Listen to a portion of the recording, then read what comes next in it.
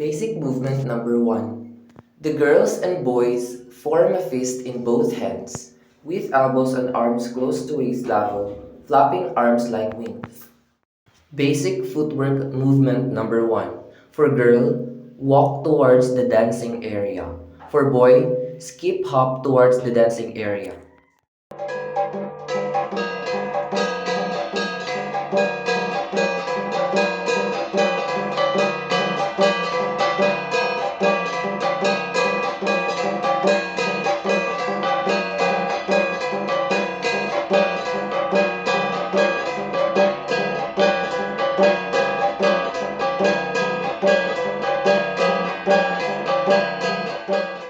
Basic movement number 2.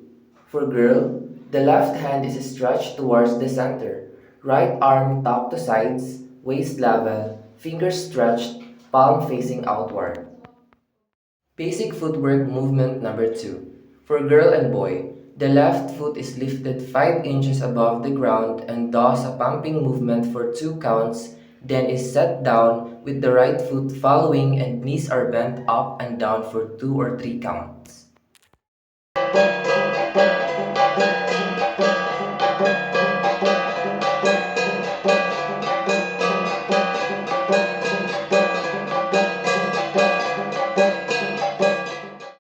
Basic movement number 3.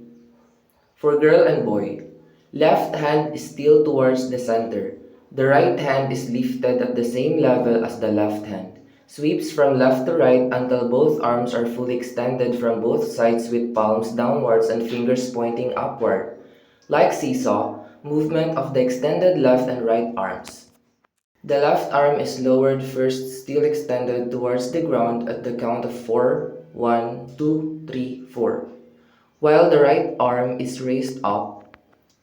Another 4 counts. The left is raised up and the right hand is lowered. At every count, only the palm flip along with the beat of the gong, not the whole arm. This movement is done twice, and on the third round, while the left hand is raised and the right is lowered, dancers will execute the fourth Mamek Pegang movement. Basic footwork movement number 3. Girls execute step close, left foot leading in a circular direction while the boys execute step hop. Both slightly bend their trunks, tilted sidewards and facing center.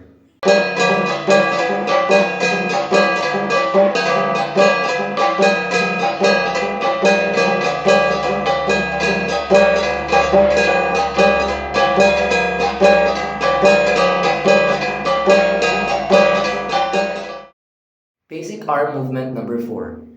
The right arm is lifted and stretched at shoulder level towards the center of the dancing area, and the left arm is tucked to sides at waist level and with open palm facing upward. The left arm does small down up movement like a saw, going with the beat of the gong at 1, 2, 3 count, while the right palm, which is extended, flips with the 1, 2, 3 counting. Basic footwork movement number 4. The boy and girl on a slightly bended knees slowly turn around. Basic arm movement number 5. The same stance is maintained. The right arm stretched at shoulder level towards the center. The dancing area and the left arm is tucked side at waist level, with open palm face upward. Both palms slip with the beat of gong. Basic footwork movement number 5. The left foot hops forward with the right foot pulled close for 3 counts. The hop is executed with slightly bended knees. On the 4th count, the right foot slides towards the center and back on the 5th count. The Chali Chi is at least done for 4 rounds. After 4 rounds, feet straighten and hands slowly tuck to the waist, like similar to the entrance position while dancing. Do an about face in 4 count steps.